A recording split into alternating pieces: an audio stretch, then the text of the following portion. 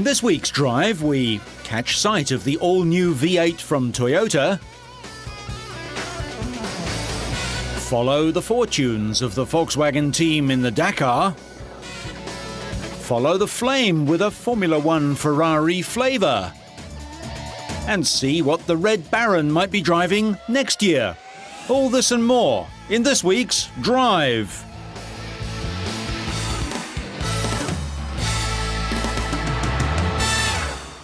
Michael Schumacher has insisted he is 99% certain to end his career with Ferrari.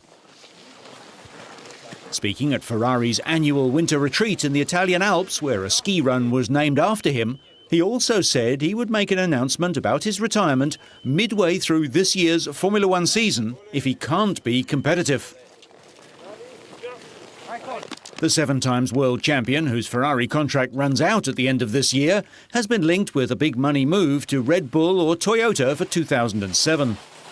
I think, honestly, I said it very clearly, and I really mean it. It's 99% Ferrari, nothing else.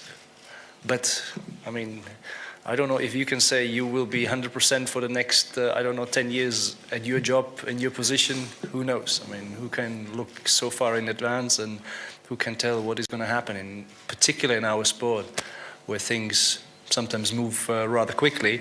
And as I said, I don't want to lie, and therefore I'm saying the truth, and 99% that is what it is, and then we will see. The 37-year-old said his wife Karina would be involved in any decision he made over whether to retire at the end of this season. The topics were when I would take a decision, and I said it's about mid-season that I could consider what is the situation, how is the competitiveness, and I clearly said as well that a season as last year, although I had certain fun in that season, but it wasn't all over a good year, and it was at quite a few times it was frustrating, and I'm not really considering to be in this position if I want to consider a future for myself. So I want to be competitive and want to fight for the victory. And I said as well, it doesn't necessarily mean that I have to win a championship, but at least I want to be in the position, and if it then doesn't happen, it doesn't happen, but it is nice to be in touch with the guys up front. The winningest world champion says Ferrari are showing improvement, having been woken up by last season's poor results. Well, we have had various tests, obviously, through winter, and things have, in general, improved compared to what was our situation and position last year. And lately in Jerez, again, we seem to have made another step, and things look pretty promising. We're pretty much on schedule for our program, and we look forward for this coming year. One man who's definitely not retiring and is in fact at the beginning of his career is Ferrari's new driver Felipe Massa. The Brazilian finished 13th last season driving for the Sauber team, and he was hired to replace another Brazilian, Rubens Barrichello, who moved to Honda. Well, I mean, I think we can only have one target at least, and that is to win the championship. In particular, after a year of last year, where, I mean, the success was so poor to our standards, and we'd really like to come back to where we had been before, to fight for the championship and may finally win it. Schumacher also expressed his belief that multiple MotoGP world champion Valentino Rossi could make the switch to Formula One. The Italian, who would be a marketing dream should he choose to join Ferrari, has had at least 3 separate tests with the Scuderia, but professes to prefer rallying and has dominated some crowd-pleasing stadium events against some top rally drivers. After a disappointing season, the pressure is also on Ferrari managing director and team principal Jean Todt. The Frenchman arrived late at Madonna di Campiglio for the traditional winter retreat. At a press conference, Todt talked about Formula One rule changes for 2006, which he saw as being positive and which he thought would help Ferrari's effort in the coming campaign. First, he commented on the lifting of restrictions on pit stops for tyre changes. Definitely, the return to the tyre change goes in favor of the sport, because I think it was quite sad to watch at the TV cars stopping for refueling without anymore having tires available on the car was not a nice show. I mean, we saw very often spectacular accidents who were completely against the spirit of safety. And when you see all the work which has been done by the FIA and by the teams in favor of safety, that was completely contradictory. The other main change concerns 8-cylinder engines being introduced, meaning the end of the old V10s. Todt said adapting to that new development would be crucial. I think mainly, particularly at the beginning, reliability will be crucial, considering that we have to do two Grand Prix with the same engine. But I mean, it's really the same for everybody. As the team chief was meeting the press, Ferrari's drivers and test drivers took time out to relax on the ski slopes. Schumacher, Massa, Luca Badour and Marc Genet posed for pictures before Schumacher, an enthusiastic and skilled skier, led the others down the slopes. In the evening, the drivers were in slightly more familiar surroundings, although the cars they were driving were not on tarmac, but on ice. Schumacher and Massa were joined, as in past years, by MotoGP Ducati rider Loris Capirossi. At the end, they all found themselves on the podium, a position to which Ferrari will hope to return more frequently in 2006 than it did in the previous 12 months.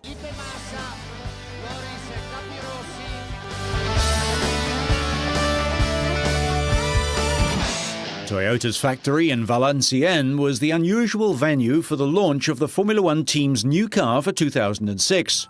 This plant is more used to the relatively sedate pace of the Yaris, the car company's top-selling small car. But the location was used to underline the close links between the racing team and the production aspects of Toyota. In fact, the V8-powered car has already been out on the track, completing a rigorous testing program at Catalunya in Spain since December. I think firstly we passionately want Formula One to remain the premier motorsport in the world, and we have two fundamental hopes. One is that we will retain a high level of technology because for Toyota, technology is not inconsistent with lower cost. We don't actually believe that technology always drives cost upwards, and we hope that there will be more transparency in the sport for all stakeholders. The team achieved 5 top 3 places last year, including 2 seconds.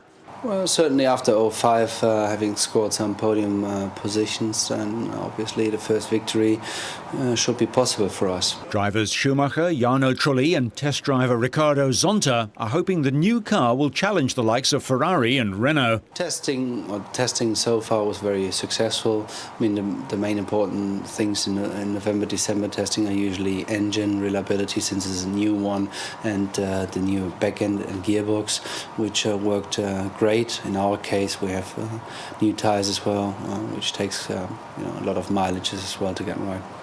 Trulli said expectations were higher than they were in 2005, when the drivers finished 6th and 7th in the championship.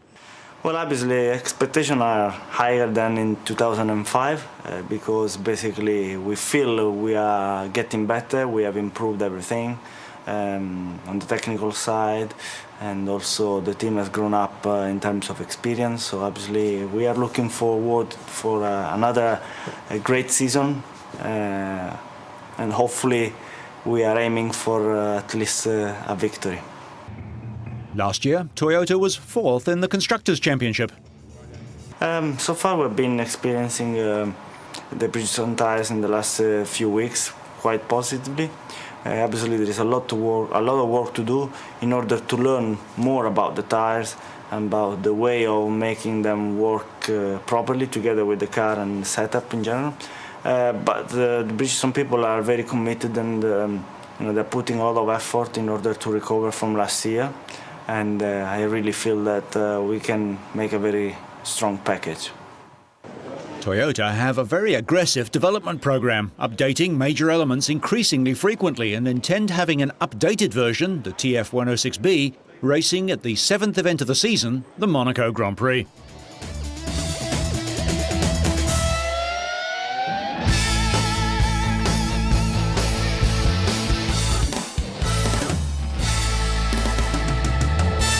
The 2006 Dakar Rally continued after a rest day, but there was little joy among the competitors and support staff when it became known that Australian motorcyclist Andy Caldecott had died of injuries sustained in a crash halfway through the 599-kilometre stage from Nouakchott to Kiffer in Mauritania, the longest of this year's race. The 41-year-old South Australian crashed his KTM and died almost instantly from head and neck injuries. 10th overall going into the 9th stage, Caldecott, who'd won 3 stages over the past 2 Dakar rallies, became the 23rd fatality in the event's 28-year history. The stage itself was won by French rider Cyril Dupre, who covered the course in 7 hours, 55 minutes and 48 seconds on his KTM machine for his second stage win of the event. Dupre closed to within 23 minutes of overall leader Marc Comer of Spain, who recovered from some sticky moments in the dunes to clock in just 4 minutes and 7 seconds behind his rival. Comer's second place maintained his lead at the top of the standings. Third was Helder Rodrigues, the Yamaha rider's best place finish since the opening stage in his native Portugal, putting him 8th overall and the top non-KTM rider. On 4 wheels, the day was dominated once again by French driver Stefan Peterhansel, who won his 3rd stage of this year's rally, the 51st stage win of an illustrious career in 6 hours and 52 minutes. The mountainous dunes and clinging sand of the Sahara Desert made for slow progress. Peterhansel had to put co-driver Jean-Paul Cottret to work on several occasions to get his supposedly all-terrain Mitsubishi out of trouble. However, their quick work paid dividends in the end, as the same fate befell their closest challengers and teammates, another French pair, Luc Alphand and Gilles Picard. Alphand, a former Alpine skier, finished 8 minutes and 44 seconds behind Peterhansel and Cottret, and now finds himself over 11 minutes behind his rival in the overall classification, after harbouring hopes of taking the lead at the start of the day. Thierry Magnaldi's Schlesser Ford lost its front end among some rocks, but still managed to finish the stage in 8th place. The all-female crew of Jutta Kleinschmidt and Fabrizia Pons moved ahead of Magnaldi by virtue of their 4th place.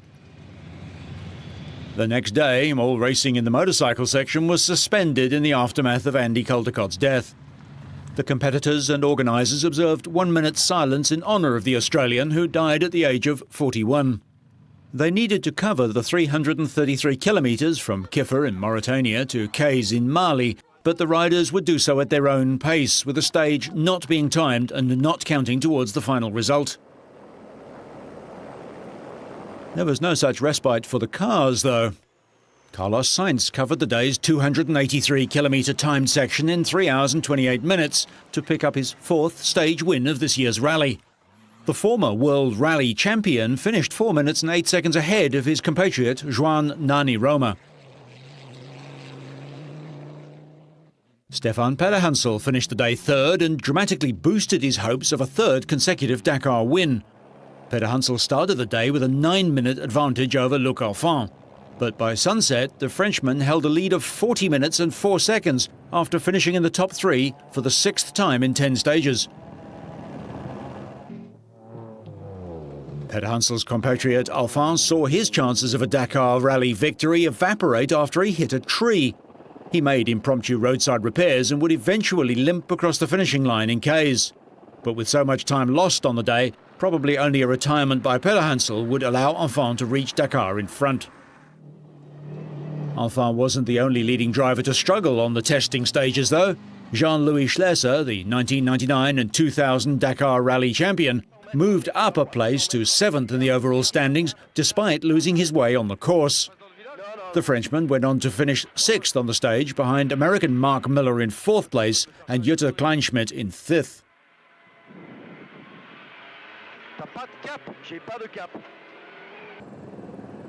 After finishing 3rd on 2 of the last 5 stages, and despite some near misses, Geniel de Villiers finally topped the timesheets in the Dakar Rally. The South African set the pace on the 231-kilometre timed section of stage 11 from Kayes to Bamako in Mali.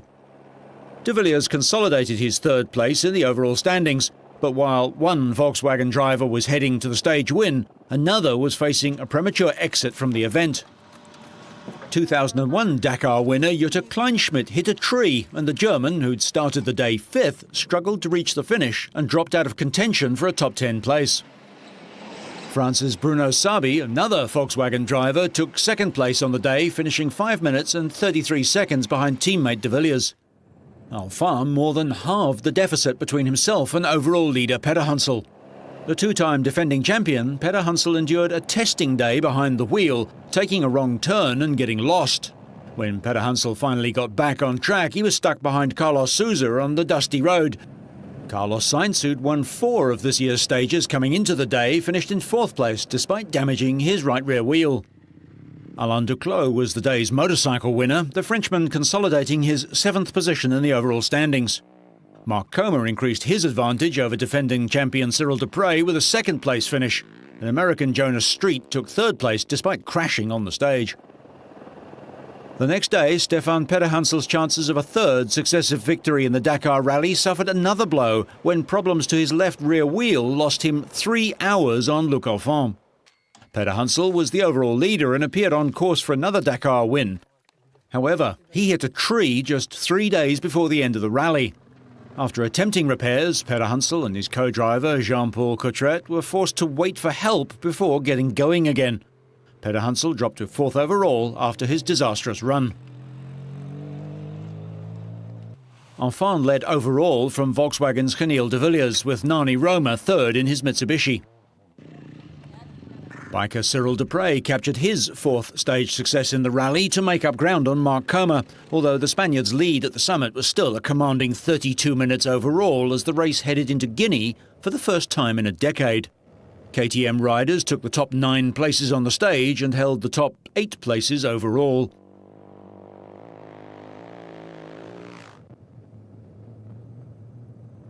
Not a good day, though, for Carlo de Gavado, whose bike drowned, forcing the Chilean to make some running repairs and get a lift from some local fans. He managed to retain 5th place overall, but he ended the day much further behind the leaders.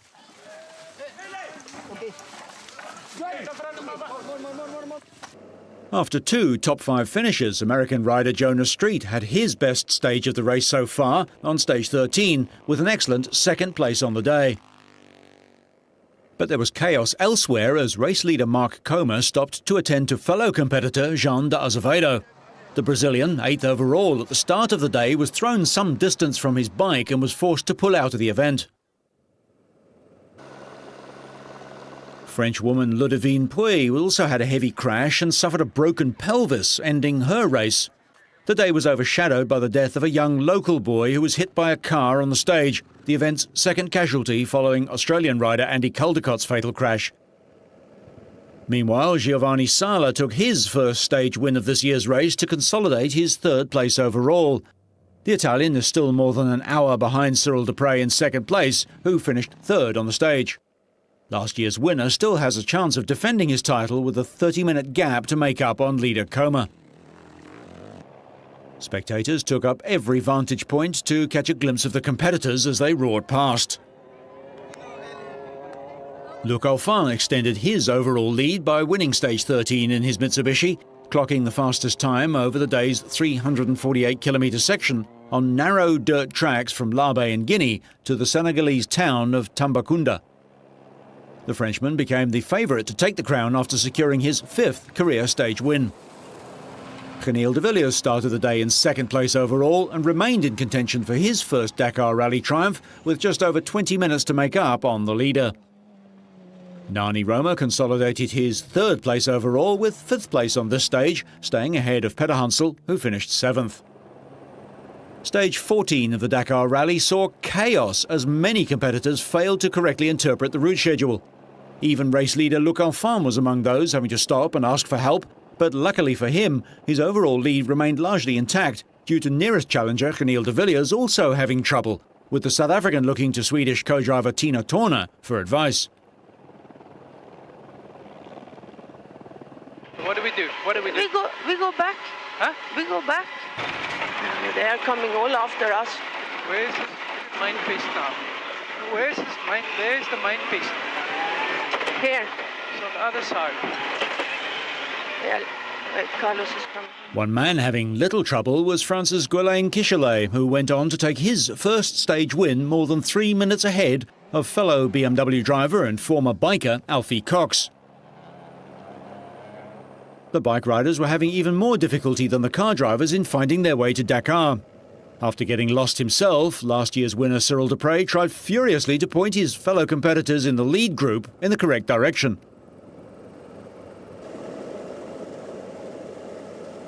An impromptu meeting was held on the stage between some of the riders, with Dupre and Paul Anders Ullevalsetter desperately seeking guidance from the helicopter pilot above. Eventually they got moving along the right road, but not before valuable time had been lost. David Fretenier avoided the chaos and took his first stage win of the year. Mark Comer also avoided the scenic route, finishing just 8 seconds behind Fretenier. We'll bring you the final stage and the results in next week's episode of Drive.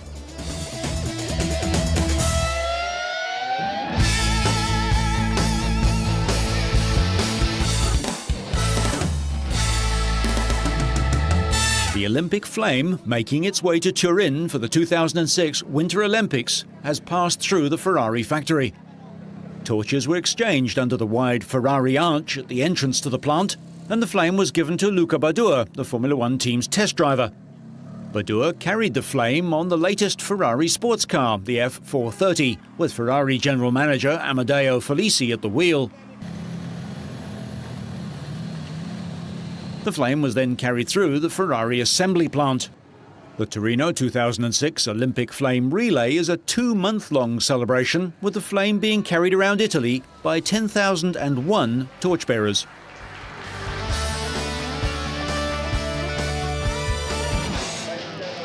"34 teams of competitors took part in the second Hoarcross downhill race recently. The teams made their own soapbox races and then launched them down a half-mile course through the village of Hoarcross on a typically chilly -6-degree British winter day. The event was organised by a group of regular drinkers at the Maynell Arms pub in the village to raise money for charity. This year's event attracted over 1,000 spectators, twice the audience of last year, and looks set to become a regular fixture. Now, all got to be homemade. Chassis got to be homemade, so it's about making it yourself, making it in the garage, having some fun, decorating it yourself, and we've got some fantastic examples. After months of preparation, kart building and costume designing, the 68 contestants gathered at the top of the hill. With names such as Hugh Hefner and the Bunny Girls, Moa Maniacs and Maverick and Goose, the fancy dress-clad competitors lined up at the starting post at the top of the hill in 34 homemade karts. The only technical specification is that the brakes must work. The first part of the run went according to plan for Stevenson's Rocket, but the fastest section of the hill involved a tricky left and right bend which claimed a number of competitors. The Rocket just couldn't find enough downforce grip, and the Hawthorne Hedge saved them, but not the Rocket, which was by now a two-wheeler. While many competitors were content to coast down the course waving at spectators and friends in the crowd and taking 3 minutes or more, there were some speed fiends who set out to make the fastest time possible. Eventual winners, Rectum Racing, was the fastest down the course in just 57 seconds. However, they arrived at the bottom too fast for their rudimentary brakes and ended with a spectacular crash. A pit stop party after the day's racing saw a trip to Italy auctioned, to add to the £20,000 already raised for the children's charity Wish Upon a Star. So whether you're tasting the African dust of the Dakar, wishing you were, or glad that you're not, so you stay on track and up to speed, make sure you catch next week's Drive. On the ski slopes, Schumacher, Massa, Luca Badoer and Marc Genet posed for pictures before Schumacher, an enthusiastic and skilled skier, led the others down the slopes. In the evening, the drivers were in slightly more familiar surroundings, although the cars they were driving were not on tarmac, but on ice. Schumacher and Massa were joined, as in past years, by MotoGP Ducati rider Loris Capirossi. At the end, they all found themselves on the podium, a position to which Ferrari will hope to return more frequently in 2006 than it did in the previous 12 months.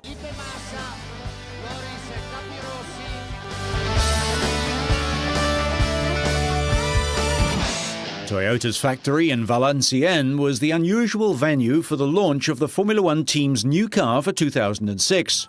This plant is more used to the relatively sedate pace of the Yaris, the car company's top-selling small car. But the location was used to underline the close links between the racing team and the production aspects of Toyota. In fact, the V8-powered car has already been out on the track, completing a rigorous testing program at Catalonia in Spain since December. I think firstly we passionately want Formula One to remain the premier motorsport in the world. And we have two fundamental hopes.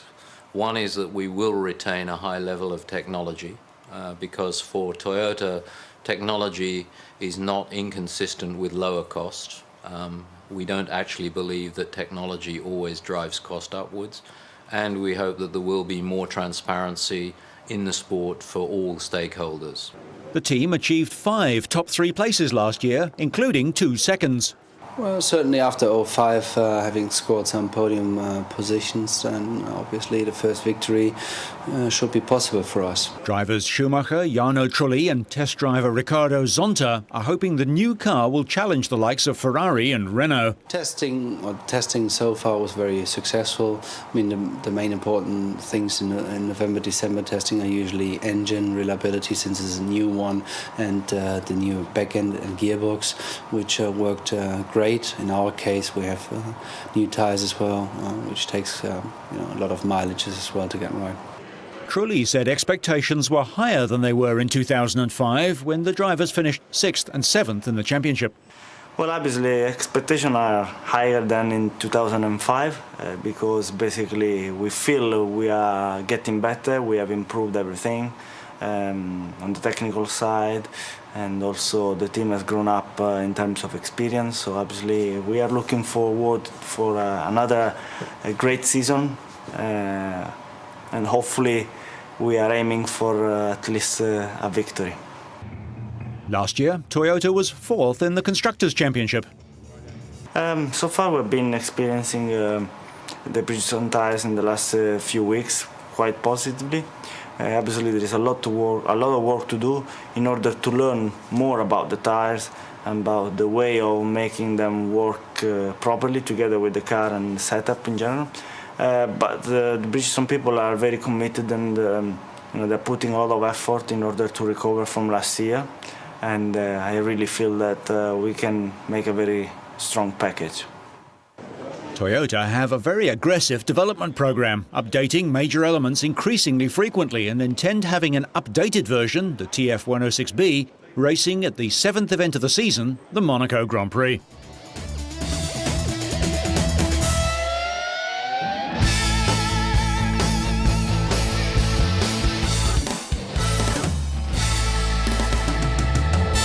The 2006 Dakar Rally continued after a rest day, but there was little joy among the competitors and support staff when it became known that Australian motorcyclist Andy Caldecott had died of injuries sustained.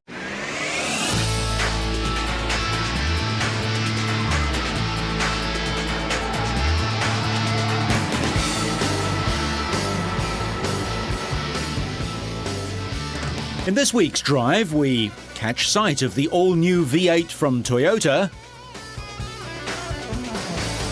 follow the fortunes of the Volkswagen team in the Dakar, follow the flame with a Formula One Ferrari flavour, and see what the Red Baron might be driving next year.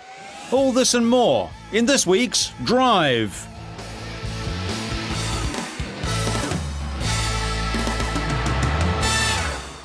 Michael Schumacher has insisted he is 99% certain to end his career with Ferrari.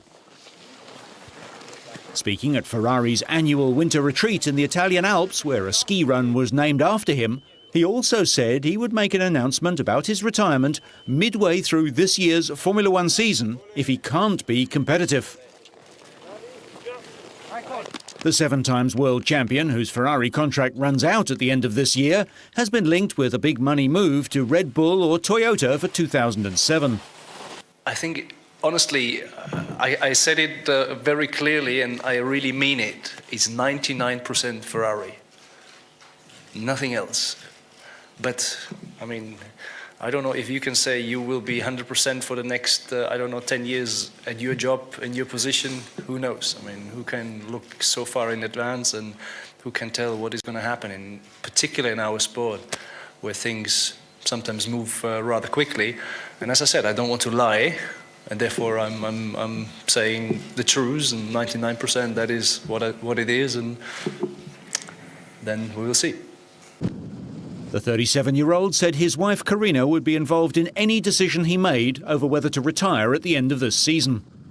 The topics were when I would take a decision, and I said it's about mid-season that I could consider what is the situation, how is the competitiveness, and I clearly said as well that a season as last year, although I had certain fun in that season, but it wasn't all over a good year, and it was at quite a few times it was frustrating, and I'm not really considering to be in this position if I want to consider a future for myself.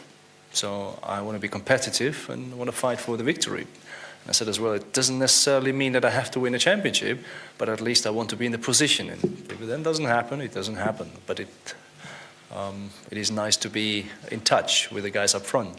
The winningest world champion says Ferrari are showing improvement, having been woken up by last season's poor results. Well, we have had various tests, obviously, through winter, and things have, in general, improved compared to what was our situation and position last year. And lately in Jerez, again, we seem to have made another step, and things look pretty promising. We're pretty much on schedule for our program, and we look forward for this coming year. One man who's definitely not retiring and is in fact at the beginning of his career is Ferrari's new driver Felipe Massa. The Brazilian finished 13th last season driving for the Sauber team, and he was hired to replace another Brazilian, Rubens Barrichello, who moved to Honda. Well, I mean, I think we can only have one target at least, and that is to win the championship. In particular, after a year of last year, where, I mean, the success was so poor to our standards, and we'd really like to come back to where we had been before, to fight for the championship and may finally win it. Schumacher also expressed his belief that multiple MotoGP world champion Valentino Rossi could make the switch to Formula One. The Italian, who would be a marketing dream should he choose to join Ferrari, has had at least 3 separate tests with the Scuderia, but professes to prefer rallying and has dominated some crowd-pleasing stadium events against some top rally drivers. After a disappointing season, the pressure is also on Ferrari managing director and team principal Jean Todt. The Frenchman arrived late at Madonna di Campiglio for the traditional winter retreat. At a press conference, Todt talked about Formula One rule changes for 2006, which he saw as being positive and which he thought would help Ferrari's effort in the coming campaign. First, he commented on the lifting of restrictions on pit stops for tyre changes. Definitely, the return to the tyre change goes in favor of the sport, because I think it was quite sad to watch at the TV cars stopping for refueling without anymore having tyres available on the car. Was not a nice show. I mean, we saw very often spectacular accidents who were completely against the spirit of safety. And when you see all the work which has been done by the FIA and by the teams in favor of safety, that was completely contradictory. The other main change concerns 8-cylinder engines being introduced, meaning the end of the old V10s. Todt said adapting to that new development would be crucial. I think mainly, particularly at the beginning, reliability will be crucial, considering that we have to do two Grand Prix with the same engine. But I mean, it's really the same for everybody. As the team chief was meeting the press, Ferrari's drivers and test drivers took time out to relax on